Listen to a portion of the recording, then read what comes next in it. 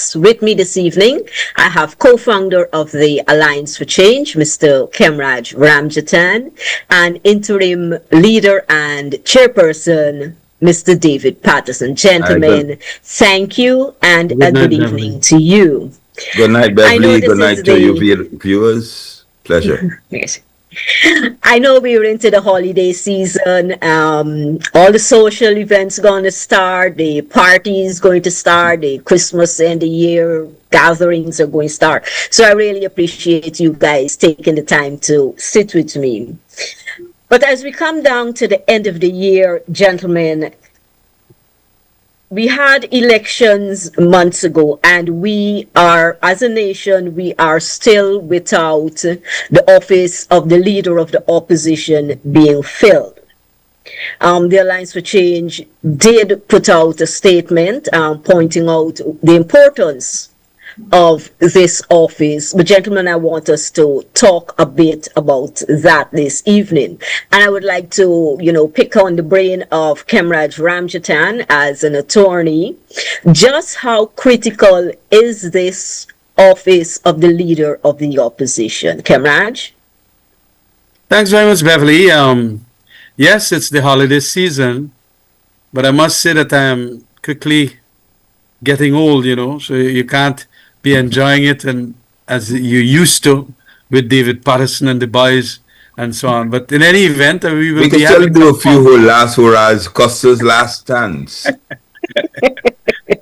It's all right. But we certainly will enjoy it. I've always enjoyed Guyana's Christmas because it's the best.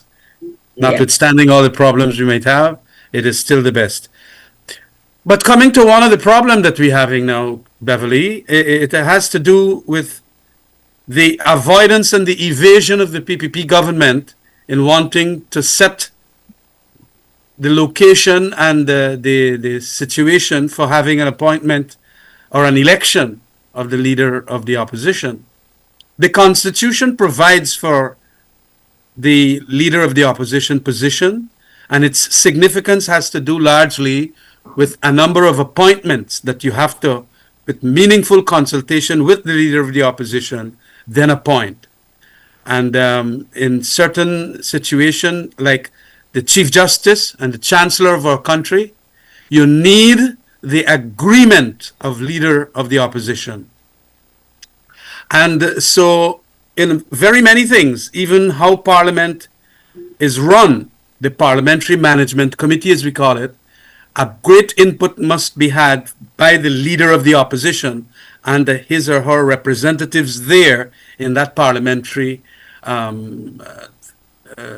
organization, department. Committee. There are other constitutional committees too. The Foreign Relations Committee, the Public Security Sector Committee, and so many other things, which must have an input of the leader of the opposition. The appointment of the representatives in this committee, it must go through the leader of the opposition. And so the democratic foundation of our country rests largely on a leader of the opposition.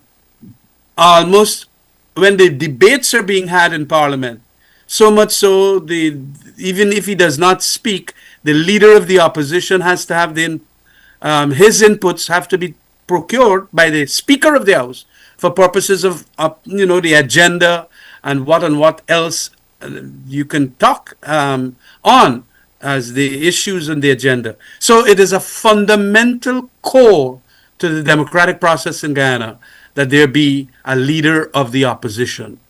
And especially when you have a scenario when the Constitution says, I forget the article, but the Constitution says that the Speaker must convene a meeting of all the opposition members who will then elect the leader of the opposition.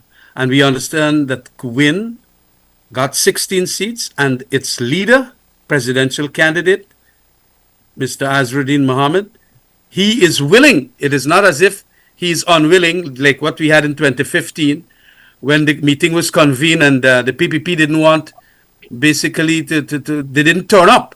This fella, Azruddin Mohammed, wants to turn up at that first convened meeting of the Speaker so that he can get himself elected as leader of the opposition to conduct all the duties of a leader of the opposition.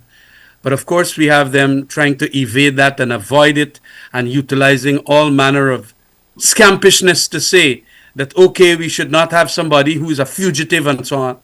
Look, I mean, all of that is a lot of scampishness again on the part of the PPP to go and say that they must not want that. They were hoping that the fellow could be extradited, or if he was not, and the process was going on, that the fellow would not have been granted bail by the magistrate. Well, he has been granted bail. And so even their evasion, and now we see that the Speaker is overseas. Well, fine. But that does not mean that when the Speaker is overseas, Parliament can't be convened, because we have a Deputy Speaker who's a good Joseph Pandit, Mahathir. Mahathir. Yes. Mahathir, right. And he could convene Parliament, because in the absence of the Speaker, the Deputy Speaker can so do all the duties and functions of the Speaker, inclusive of convening a meeting at which will be held the elections for the leader of the opposition. But they want not to do that. And all of that is coming not from the Speaker necessarily. I think it is coming from the PPP. They want, and the revelations of how we should treat Azruddin Mohammed coming from Anil Nandalal is certainly a disastrous course. I mean, only today I was listening to Mr. Paul Slow and what's his name? Conway. Yeah. And they were saying, neutralizing the argument of Mr. Anil Nandalal, that because the man is a fugitive, the man has been well, there is an indictment in America, but he hasn't been convicted yet. Under our Constitution, you are proscribed from being a parliamentarian only if you are convicted felon of some sort. But this man is not. And so although whatever they find distasteful about his behavior, which behavior I understand was in complicity with them years and years ago, I don't understand all of a sudden why they vex with the man, because the man is constitutionally going to be the leader of the opposition. He has the willingness, he has the ability, because he has been sworn in as a parliamentarian. And he is on bail for an offense that they now dropped against him. It is the extradition proceeding and so on. And that is going to take about 5-6 years, because I am absolutely certain that even if the magistrate commits him to be extradited to America, he can appeal to the High Court. And then he can appeal to the Court of Appeal if he loses to the High Court. And then he can appeal to the CCJ. That alone is 5 years down the line. So you want to deny the man a position? I think it is so farcical and hypocritical, because a lot of them, even inclusive of some of their major players in the PPP, they were on 16, 17 charges each. Yeah.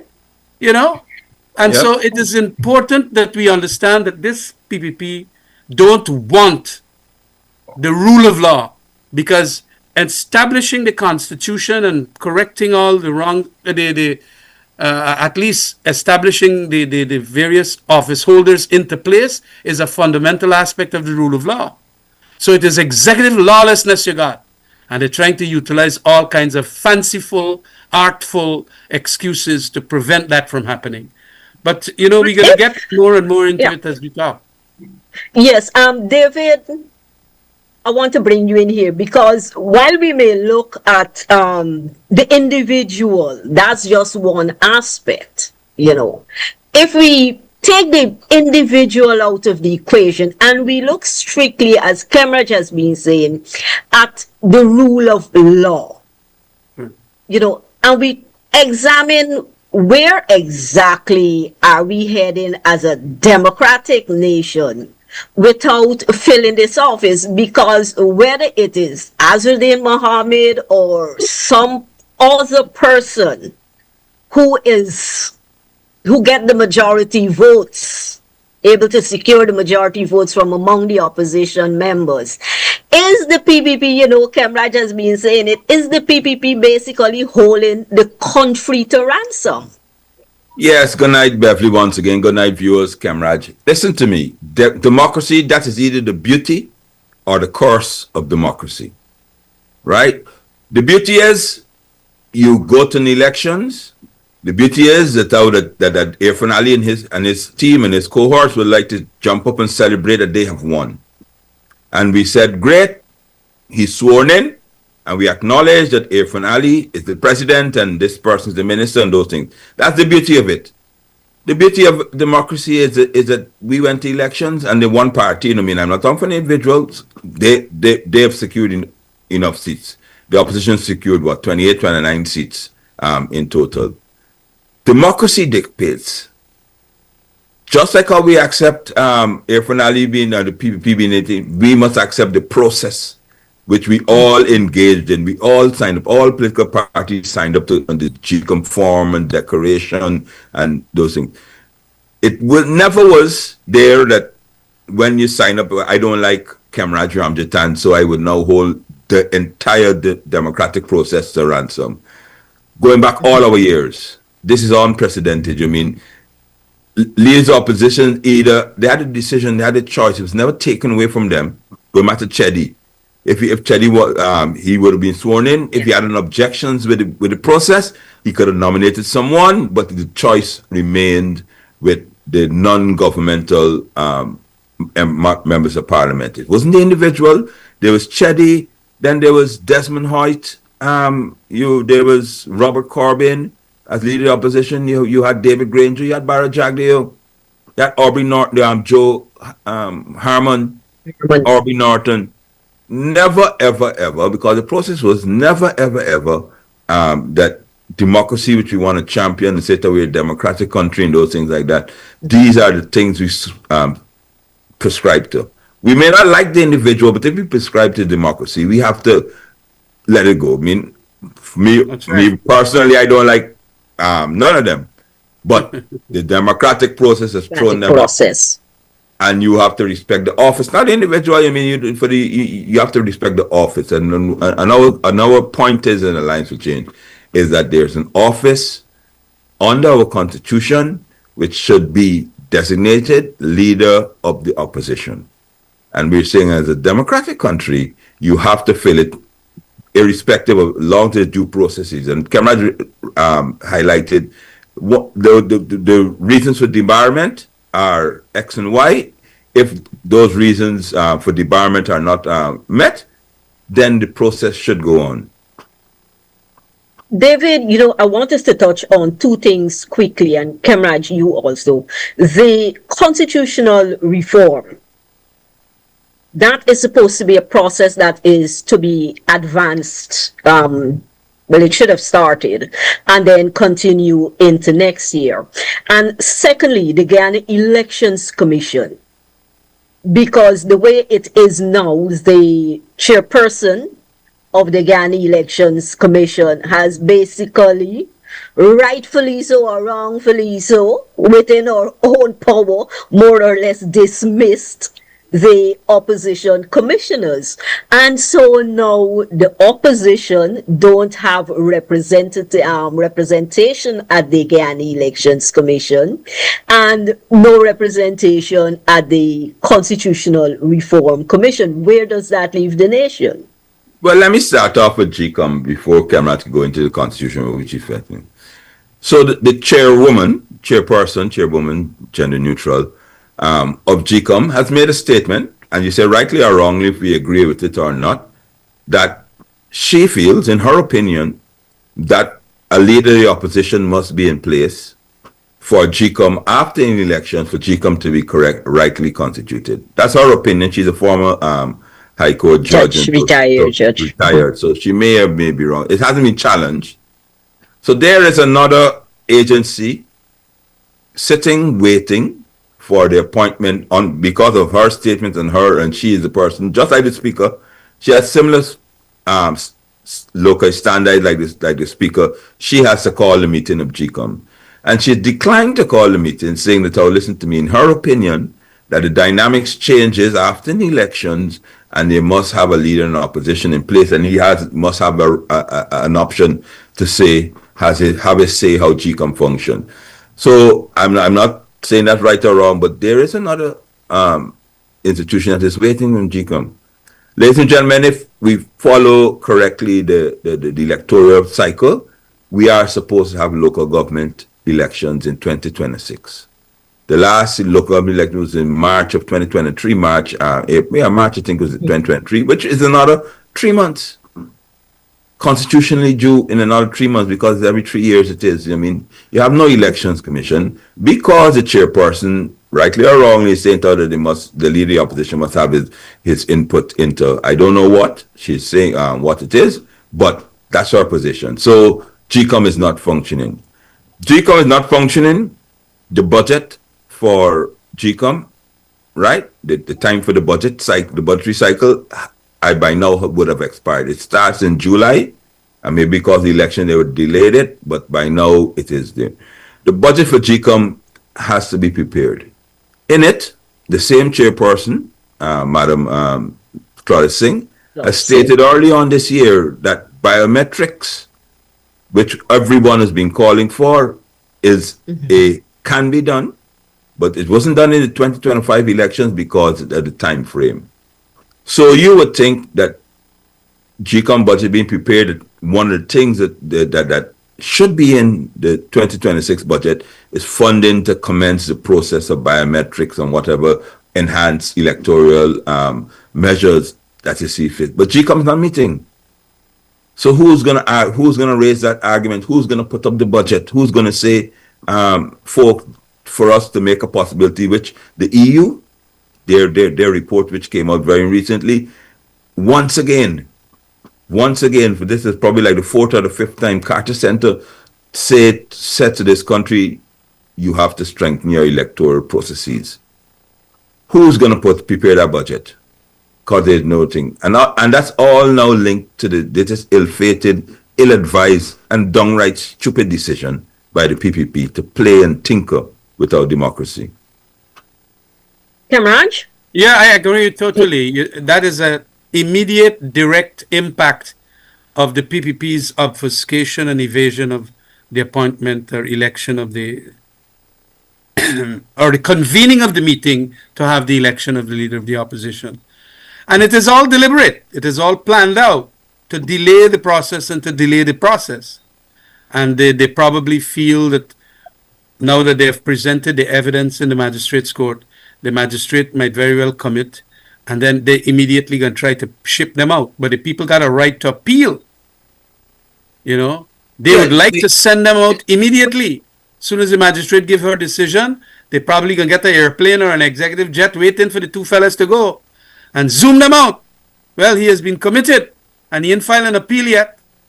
I hope that his lawyers are going to ensure that. Well, no, I do think his lawyers are so, but there again, Kamraj, is that we the PPP wax lyrically in every forum about the justice reform program, about the rule of law, and how about everybody has their due and has their day in space and how they're so democratic and blah blah blah blah.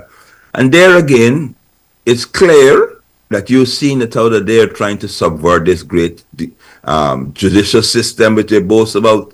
You know what I mean? They tell you now that, you know what I mean, you have AI court, all sort of fancy things they're bringing in, you know what I mean? And they're, because of one, I mean, but imagine if Forbes Burnham, Cheddi Jagan were as small-minded as these current PPP countries, you know what I mean? Say what you want about Cheddi Burnham's electoral successes or non-successes. Leader of the opposition, he never messed with. The respect they gave. Yeah. Cheddi, when Cheddi was alive, I mean the respect for the office of the leader of the Desmond Hoyt was the leader of the opposition. Utmost respect, because every political party, every democracy in the world there's a government side and there's an opposition side. It's not the individuals that you have, you know what I mean? Come on, you know what I mean? It's the office. It's the office, you know what I mean? And persons in other countries, persons have been to war. They've literally fought civil wars against each other. Decided to go to the democratic process, decided to have elections. Elections were conducted, and the winner was the respect for the other person's position has always been there. But the PPP, no. Not No, at they've all. never understood it, and that is my problem with them for a long, long time. Look, I want to tell you internally that indeed there are those who understand it and would like to have it deployed, as it were, but so, they're scared. I wasn't scared. I openly condemned the Jagdeo autocratic rule and central democratic, or democratic centralist principles and all that, and I got kicked out. A lot of people don't even know that. Some of the younger generation did not know that. Yep. Speaking to Yep. some young people, and they just don't know that. And that Bharat really stole this party and all the traditions it had of democracy and so on. And so that is the difficulty. This set of people here only wants power, and instead of right, might. And they shut you down. They catch you with some cybercrime, they catch you with something, they catch you with your taxes. They got a number of businessmen who have opened their mouths and so on.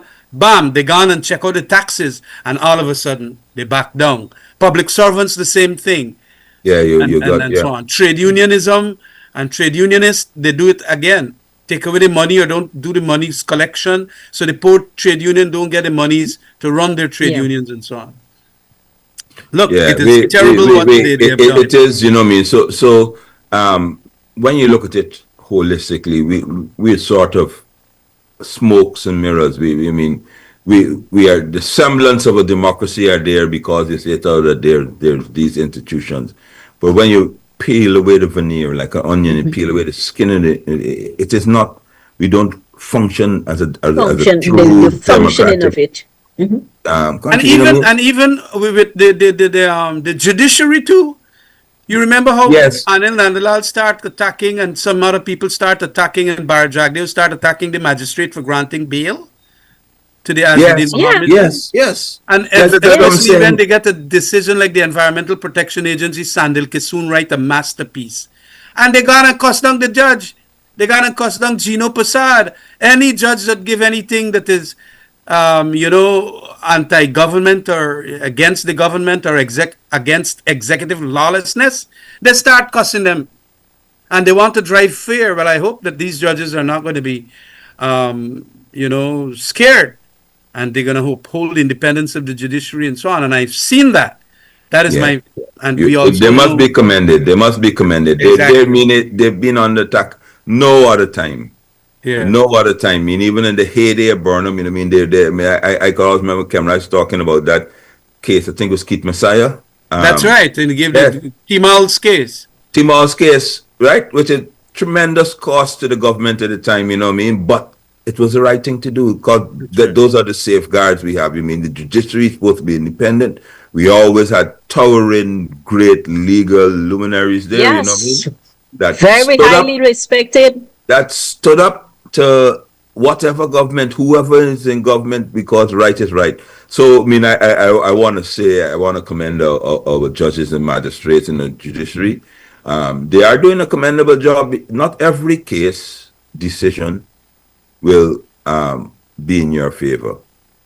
As there must be a win and lose. It's almost like elections. I mean, some judges try to go middle of the road and so forth. But you have to respect. Long as you have to respect the processes, and there's a process, and then there's a process where the magistrate court can go all the way to the CCJ, you know what I mean? And somewhere along the line, you are as a citizen of Guyana should feel that you should get a fair shake. That's all. But gentlemen, this disrespect for the judiciary, it's not something new. If we go back to when Gita Chandan Edmund was magistrate, about to sentence Sam Hines' son, yes, and then she was dismissed. Yep. So we can go all back there, but it seems to me, and I don't know if you'll agree with me, that any decision that is not in favor of the PPP is ridiculed, and it's not the report that is ridiculed, but very often the authors of the report get ridiculed. We've had the David, as you pointed out, the Carter Center report. Most recently is the EU report on the 2025 polls, and the president came out lashing and bashing that report. A report that, in my opinion, and David, you have been integral in our elections, a report that basically made very good recommendations on how and what needs to be done to improve our electoral system.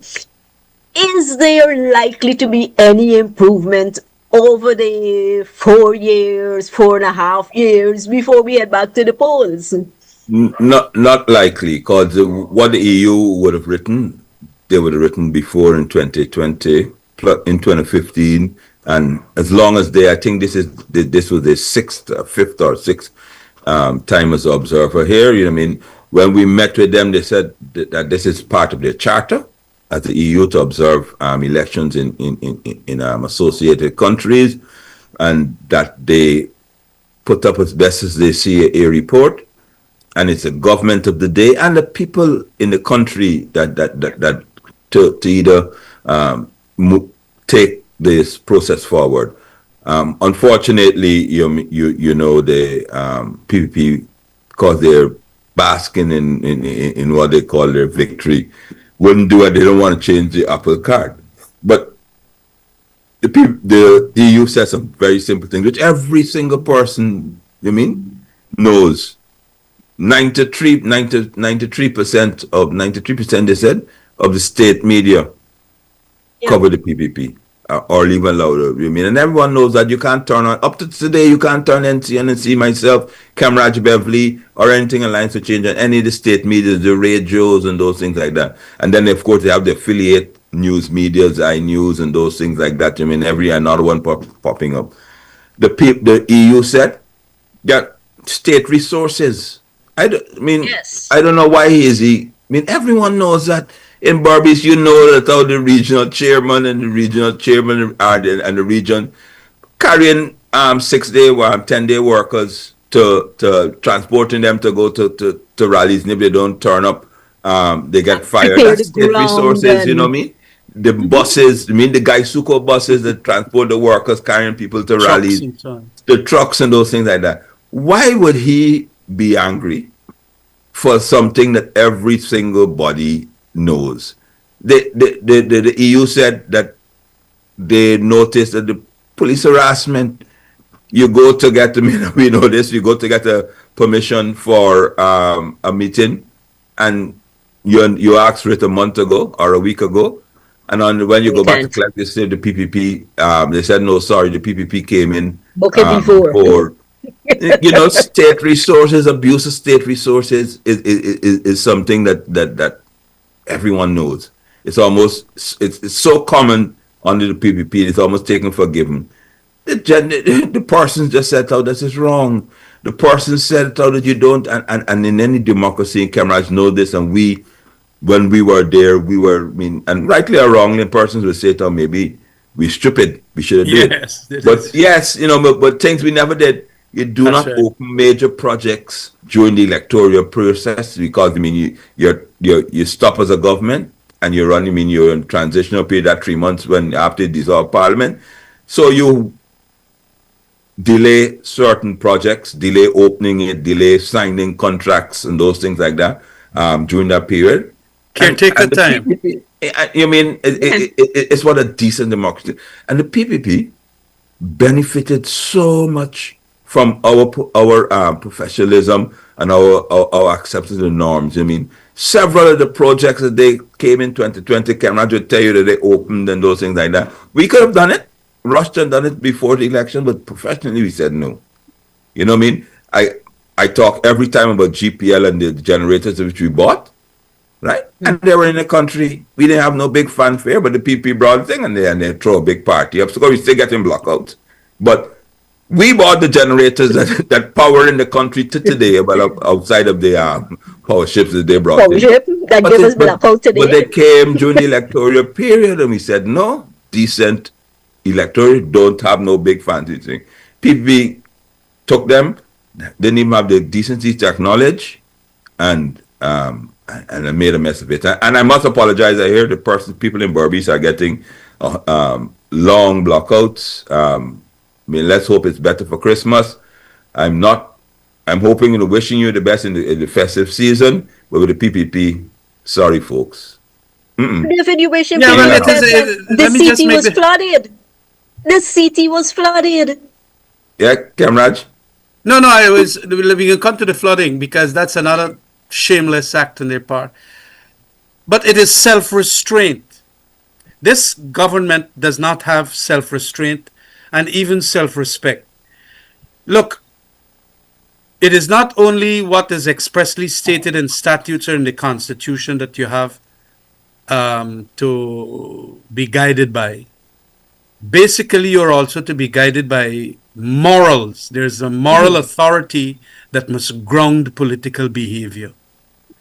Them chaps, this, especially Bara Jagdeo, I noticed like Irfan Ali shut you up a couple of days ago. I don't see so regularly, or I don't hear you on the TikTok and so on. But he could always come out back again.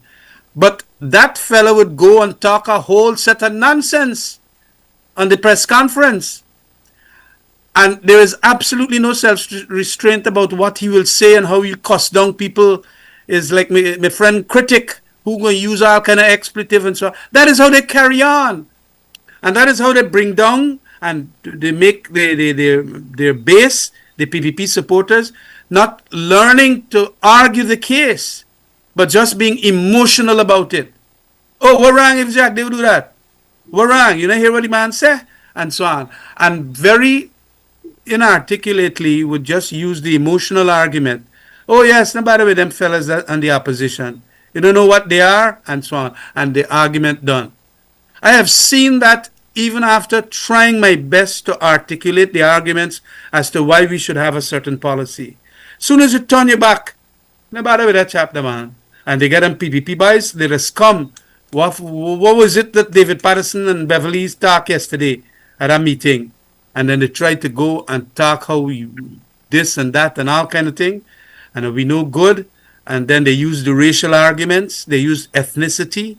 And then, but I'm telling Bobitians for such a long, long time, my whole political career, even when I was expelled from the PPP, you got to watch these fellas because they're the real dictators who are stopping you from enjoying the best of life in Guyana. Why you want to send your picnic outside? Why you want to go outside too? And some of them don't listen at all. Why? They just make up their mind, and that is what we will have here in Guyana. But we got to keep talking about it all the time, showing the people how they're doing the wrong things, just like what they're doing here with the leader of the opposition.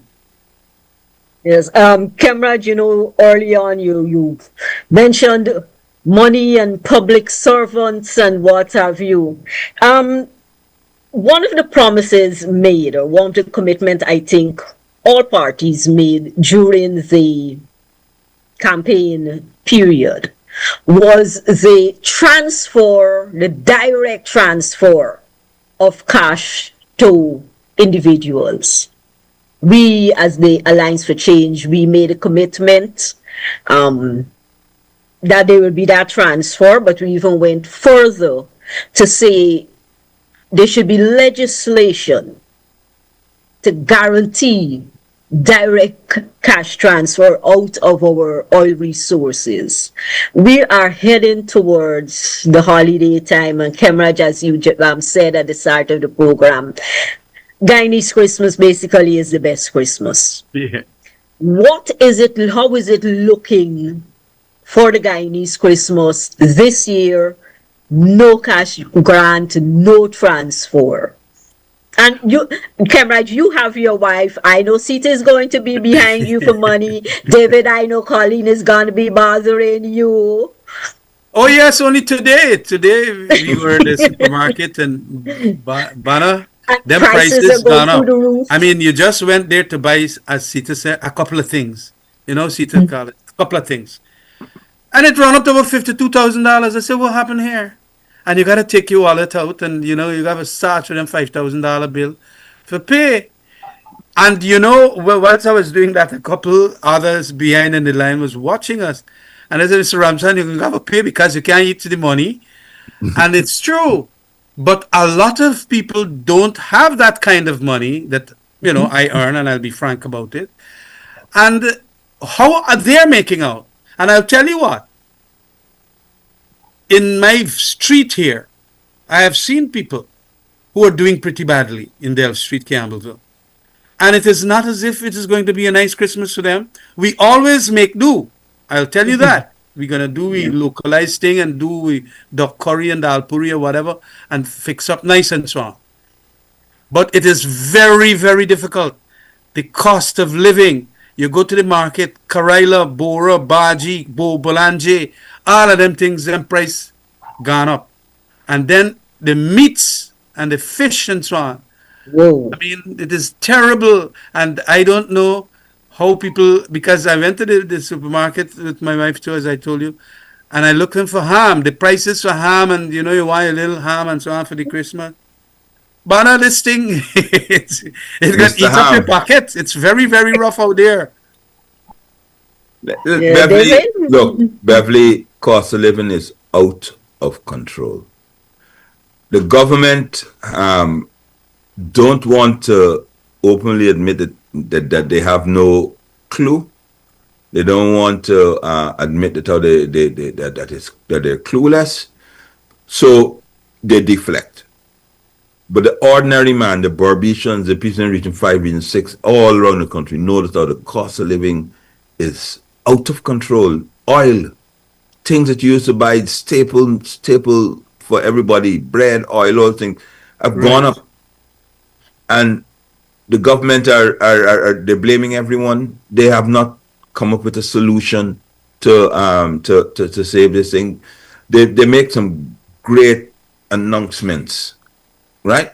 Oh, we've taken off taxes off of X, blah blah blah, but it does not translate into a savings to the people.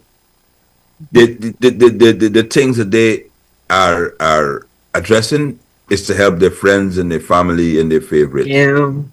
They're not addressing things like how can a ordinary family, salt of the earth family, have 3 square meals a day. That's right. Those are the basic things, you know what I mean? And it's sad. Comrades, I must say this.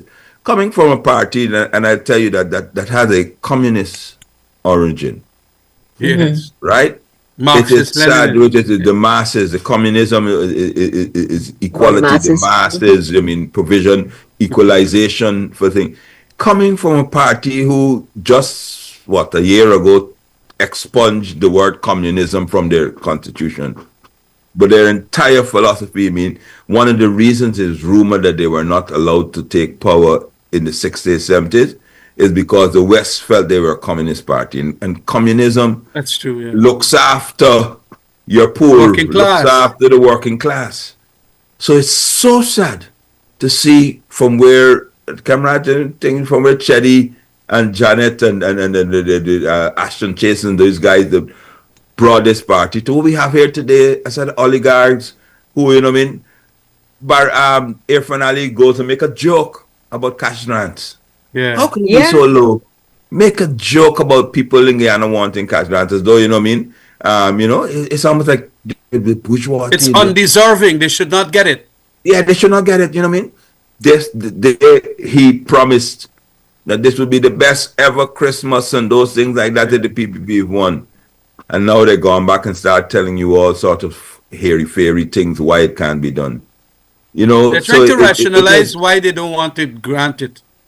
Yes, I know. The sugar workers, y'all know this is they're so far away from reality on the ground because they steal so much money, right? I don't know when last one of them have gone into a supermarket like Kemraj did today and actually had to pay out of his own pocket, his or her own pocket. So when people tell them that these prices have skyrocketed, they're not in touch with reality. So they're just thinking the opposition complaining. But it's so gentlemen, why not give the cash grant? I would think that the money is there.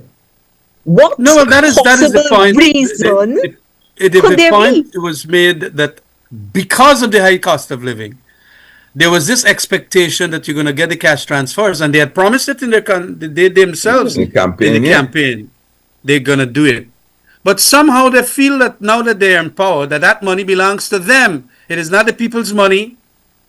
And that is why they do not want, when people saying, well, fine, this holiday is, prices have gone up, we need the cash grant, especially Barbicians. They can do well with a cash grant of $200,000 per person or Yeah, $100,000 that's what they per promised. person. 200,000. That's right. Yeah. And now you're not giving it. You go in and give $50,000 only for, I think, disabled people. This yeah, persons with Yeah. disability. Well, you know, your whole Barbies can be disabled with no money coming, and you're not eating 2 square meals a day in Barbies there. So it is terrible what they're doing. And this thing is what the deceit of the PVP. You thought that they are going to do better. But, you know, them fellas at the top there, more and more as you see, all the promises that they made, they're just throwing out now because they're using it, you know. Well, we win 3 more seats than the last time, buddy. What you want we to do? We in power now. We can do what we want. But it is as a result of a lot of things that the Barbicians did. They were not listening to a lot of the arguments that we were making. This set of fellas that you got are not the Jaganites. They don't care about working class. They're not the PPP that you grew up with, that you knew. Right. That cared for It is people. not. And anybody inside of the party that criticizes them, which is something that is always good for a political party, they expel. Ask Ralph Ramkaran. Ask Moses Nagamutu. But you don't have to ask me because I was directly expelled for party activities detrimental to them. I can't believe this thing, but the PPP has a way where it obfuscates, it covers up, it lies, it do all manner of misrepresentation, and then the people go back because it's a lot of emotionalism that they play on, and then the people go back and do what they got to do. I want to add in just something on the same cash rant and the same cost of living issue and the same failure. I mean, they had massive big boards during the election. We delivered on our promise. Delivered on our promise. This, you know what I mean? They said how they have 12 hospitals. I mean, of course, they don't have 12 hospitals. They don't have enough doctors. They're not paying the doctors. They're bringing in foreigners. And buildings. Right. But I wanted to highlight how everything is interconnected. So they don't want to hold parliament because they know that they're under pressure. If they have another parliament, the speaker going to be there. And if you hold parliament, people will say, well, what about the elections of the leader of the opposition? Well, by not holding parliament, they can't come for any supplementaries because obviously, well, right, the money, they can't come for any stuff money to pay for these cash grants. Eh? So when it's called cutting off your nose to spite your face. Because they have this thing about one man, they decide they had one sitting in the parliament since elections. They don't want to go back and say, oh, listen to me, we come back and we beg you, the parliamentarians, let us have X amount of money so that we can pay this cash grant, because right now the coffers supposed to be empty because they raided the coffers for elections. But because if they hold a parliament and the speaker's there and people are going to ask him about this lady opposition, they decide not to do anything. Everybody must suffer because of their decision. I just want to let people know that's one of the things there, you know, because they don't have the money now. They have the money, right? But they have to bring it into the consolidated fund and then pass it out. And I'm just looking here on my thing, we only have about 24 days left. And for Christmas is 19. Less. Yeah. No, you ain't getting nothing for Christmas. Huh? You ain't getting nothing for Christmas. No, I know they ain't getting nothing for Christmas. I mean, but I didn't want to be the one to break it. People are still hopeful. But they can't do it because, of course, you got to get the cash. You got to share it out. There's so many things. If they write you a check, you got to go and get a check, and there's no money. But they will somehow, Barbicians, blame AFC, Cameron Ramjaptan, Beverly, Nigel Hughes, APNU, Aubrey Norton, Win. Right down to the dog. Somehow or the other, they are the people that got the money. They got the checkbook. They got the pen. Every single thing. But you hear that, you listen to them when they get it, they nothing for Christmas. Somehow they are going to set out his camera Ramjaptan fault. He ain't smile with them, or he had to drink a beer with them and they vex. But they got another important thing I want to bring before, because it's almost 8:46. Look, Barbicians understand this. They criticize us for doing what we did with the sugar industry and Gaisuku and all of that. They convened a body from out of India to do a study on the sugar industry and on Gaisuku. And I understand that these Indian experts have come up and completed a set of recommendations and a very important report. But what is in that report is almost very much akin to what we had as an APNU AFC government and was doing. They don't want to bring out that report now. I am urging that especially the GAU people and the reps and all the GAU-based supporters at Albion and wherever else in Berbice, Blaymont and so on, y'all press them. Let the complete report come out as to what the Indian experts are saying must be the recommendations to be implemented. You know, it will go a far way in at least understanding what is best for our sugar industry. You don't convene a report and then when the report is completed, you then hide it and you don't want the public. I don't like what it just says. like the census, you know. And they don't want the outcomes and the report of the census to be made public and so on. But it is very important, Barbicians, that the agricultural report from Gaisuku be made public. Because from what, and it probably is unenlightened speculation and a lot of guessing, but you can bring the report out for us to all see what it is. Because we are hearing that it is very much a condemnation of the PPP's administration of the Gaisuku since the past 5 years, and all that they have talked, what they will do and what they will not do. So it is fundamental that we get that out, because we have been attaching a lot of the lands in Gaisuku also with a diversification process for food security. Food security is important because of what we see, cost of living. A lot of young children, if they ain't got enough proteins and this and that and whatever, they are not going to develop as adults who are going to be normal. All of that comes into the question of our health. And I understand Frank Anthony has been talking a lot about health recently. The trouble is that our food security, and we've been talking because at least in the Granger administration, we planned the 4 Ps, whereby we have to divert monies, not put it back to sugar, but put it into a number of other peas, peppers and pumpkins and plantains and prawns and whatever else. I forget the 4 Ps, but whatever it is, they must learn to take some of the ideas that are good for food security. It is so fundamental to a country that is going to get big tariffs from American goods and so on. Goods prices are going to go up as a result of those tariffs that Trump putting on the food stuff and so on. And so we got to ensure that sweet potato, a very, very nutritious food, yams and all of these things, we have to give incentives to farmers to plant these things so that the prices can go down and people can eat these things. And we have to have an educational policy that says basically that these are good as rice. I have been going to the doctor recently and he's indicating that my rice intake, because, you know, buddy, me a real quarantine coolie, me I eat rice 3 times a day. And so it is fundamental that that is wrong.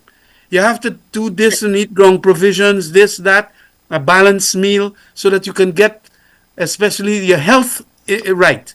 If you don't do it, well, you're going to be in serious trouble. And if our children and grandchildren don't do it, they're going to be in trouble too. But so we have to find a way out for this agricultural plan to come out from a major study as to what we do so that we can look after the health of the nation too. Yeah, the report did show that our children are suffering food poverty. Yeah. Oh, You yes, know, right. some of them, more than half of them, they only get half of the food groups that they're supposed to get. Because when you look at it, in colloquial terms, families just trying to full bellies. Yes. So it's a lot of rice. But when you Wheat, look at flour. vegetables, when you look at fruits, persons cannot afford to put fruits on the table for a family of 4. If Yeah. you're thinking some pineapple and some mangoes, $1,000 for a piece of watermelon. Yes. Yes, which is basic. $1,000 for a slice of watermelon. Absolutely, out of reach of so many families. How many families could afford to spend even $10,000 a month buying fruits? And we're not talking vegetables, we're just talking fruits so that they can get their vitamins. And that is the sad state that Guyanese are living in. Gentlemen, I know that we have, just a few minutes more. But I want us to touch on the traffic situation in this country. It seems as though every time you go on the social media platform, there's a video of an accident. Kemraj, you were former security minister. What's going on? Well, again, it's a difficult situation, I will concede, because I had problems myself in relation to this, because there is a core causal factor that has to do with the irresponsibility of the individual. And I believe that we drive badly, we drive too fast, we got people that cut in and undertake, we got minibus drivers that feel that they got to do certain trips a day and so on, and they try to pass you when it is very dangerous to do so and so on. The other day I was trying to do my regular trip out from office back home, and there is this fella undertaking on that South Road. And I couldn't believe this. And I blocked him because he tried to pass me undertaking. And then who in the minibus, the passengers start cussing me down. I said, but is your life in danger there? That you're trying to save, yeah. I am trying to save your life, and this madman for a driver and y'all that cussing me down. But that is what we have. We have a culture. We need education. We need road traffic education back at schools. And ever so often, these cameras and so on, we got to suspend some of these drivers when they're drinking and driving and when they're doing all this madness on the road. And that is also, the congestion. Well, that has another factor. They start bringing in back 16-year-old car and so on, or like 12 and more years cars. Any area, unlimited, yes. Almost unlimited now. Yes, and that is not good. And most of these cars are not of the best quality. The engines and a whole set of defective things. They can't pass the exam, the fitness qualification in the countries and where that they're is coming another from. thing. And they send them here, and we accept them. And exactly. Safety concerns are not, safety measures are not being passed. Right. That was one of the things. But let me tell you this. This government seems not to care.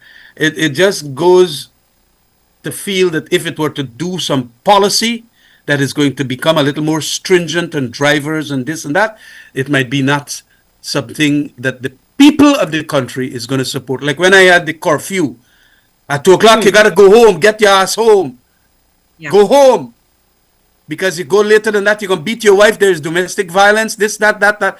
Even some in my own party didn't like the thing. But whatever it is, the trouble is that you have to make policy because that is what you're in government for. You have to do something. Yep. And even if it is unpopular, if it is going to make the killings and the destruction of public property, so much of the walls and the wharves and this and that broken up as a result, it will help the country. It will create more discipline in drivings and in driving and so on. But no, the PPP don't want that. But I've been, hoping that the new minister, Anig Waldron, is going to be a little different from Mr. Ben, and so that we can have, and also the police force. Because I am very, very disappointed in the quality of the traffic commanders and so on that we got there now. And but that is the whole police force, it seems, after 5 years, it has gone down to the wire. And you just got to listen to Conway and that fella Paul Slow, who knows so much about the inside story. I try to listen to them, and they give a lot of good lessons as to what could bring back the system and so on. But the traffic situation is in a dire strait. It is so congested. We built the Demerara Harbor Bridge, and it's a pretty nice infrastructure. But the trouble is that in and around the city, the parking on both sides, the parking of some of the businessmen, there has been a private invasion of public spaces in Guyana. You go down the road from where I live here, business places, put all the container up on the road, 4, 5, 6 big 40-foot container, as if they own the blasted parapet now. You know? Yep. And it is damning for our country because the streets get narrower and you can make big accidents. But you also have to mention, Beverly. Laws. Yeah, Beverly, I know quickly. Cameron mentioned it, but the recent report came up from the police. I mean, if you want to believe it, 40% of our fatal accidents are by trucks. Yes. These truck drivers. So, and the PPP will tell you, they made trucks duty free, right? They said that we need trucks for development. Mm-hmm. Great. We know when they did it, no one complained or objected. But what we did not realize is how that they lower the qualifications for you to become a truck driver. Yeah. I mean, you know how you get a license, and then you have to be a licensed driver for 7 years. That's and right. Pass an additional test to become a truck driver. So therefore, if you get your license at 16 or 18, you know what I mean, you could not find a truck driver under the age of 25. There are 18-year-olds are driving trucks now, and those are massive killing machines. They don't even know the basic physics in it, the velocity and mass and speed and those things, the stopping distances. But the PPP, when we, myself, and they come here, you know what they go and say? We want to stop progress. But what is progress when we're killing our own citizens? That can't be progress. You can have every single thing that they want in an orderly manner. You know what I mean? Half of these truck drivers, 90% of them, the new ones, aren't supposed to be on the road. If you want them on the road, pull them in and train them correctly. It wouldn't take you 3 months. Teach them how to reverse. Teach them how to think. Teach them the stopping distance of their vehicles. Let them know where the blind spots are. They sit so high, they don't see me and you at the bottom. Right? Right, it flies to them. So 9 times out of 10, they don't even see you. Just run over you. And they drive so fast down the road. And they're so fast, exactly. And so they're our new minibuses, new minibus cultures, you know what I mean? But these are things that we can address without stopping progress, without affecting anyone's living. Abiding by the rule of law does not mean that you can't make a dollar. But but the PPP love chaos. That's where they make their money. That's where they they prosper. Chaos. They are chaotic. Gentlemen, what I'm also noticing quite a lot is road rage. Yeah. And you see the videos, people jumping out of their vehicles, pulling out cutlass and weapons. Is the frustration of daily life, of the cost of living, let's say, also touching our streets? Yes. That is exactly where you get road rage from. It's not just driving on the road, you know what I mean? A fella left his home to go to the supermarket, comes back, leaving his children hungry, and then a man cuts him off, you know what I mean? He's already depressed, he's already angry so he can't fulfill his parental duties because his kids look at him with starry-eyed tears in their eyes, and a man cuts him off. That's where it starts, you know what I mean? When you're not a happy country, you get this is the end result you get. It's the anger levels are very high, and for outrageously irrational reasons. Yep. But we still have to become more responsible individuals, and ensure that we do not do this silliness that is happening around us.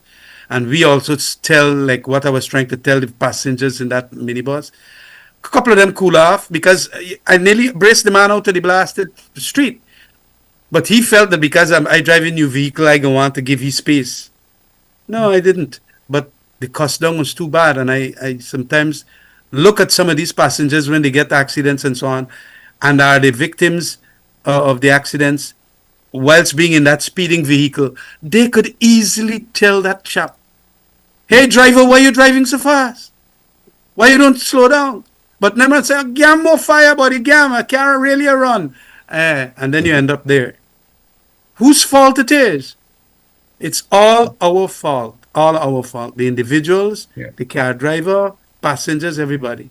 And we have to try as best as possible. Collective responsibility, Beverly. For us to do better, collective responsibility. Not only the roads, with our democracy, with everything in our lives, we have to be our brothers' keepers. More than ever. And the infrastructural works that goes into the roads, because I was going up Quarantine, and plenty of this middle line has helped me drive, especially nighttime. The middle white line. Yes. All of them things that not being repainted and redone. There's no camera, there's no money in painting line. They're building road. They set out, they're doing all sort of things. I think our time's coming to an end, Beverly. You see them? Yes, and that is why, I didn't want Kemach to bring up the topic of infrastructure, because once we go down there, David, I want to jump in. That's another thing. So, gentlemen, really, again, I want to thank you for sharing this hour with me. We've touched on some very important topics. The need to fill the office of the leader of the opposition, and the cost of living, which seem to only be climbing more and more, traffic situation in Guyana. And guys, I think you closed on a very important note, the need for us to be our brothers' keeper. And with that, I want to thank our viewers, those who have been with us for the past hour. Thank you for spending time with us. I hope you enjoyed our program and you learned something. And especially to DTV Channel 8, always so gracious, always so kind. We truly appreciate you guys. And so to all Guyana, all who will be viewing this program, please stay safe. Thank good you. Night, Beverly. Good night, Kemach. Be responsible over the Christmas period, my boys. Yeah.